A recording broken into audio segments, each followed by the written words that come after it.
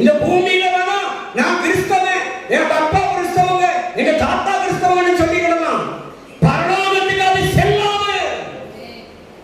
தேவனுடைய வசனங்களை யார் ஒருவர் கை கொள்ளுகிறார்களோ அவர்கள் மாத்திரம்தான் தேவனுடைய ராஜ்யத்துக்குள் பிரவேசிக்க முடியும். அல்லேலூயா. கிறிஸ்தவர்கள் என்று சொல்வது முக்கியமல்ல.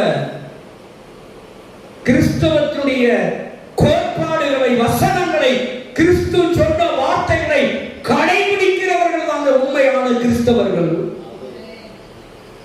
அல்லேலூயா.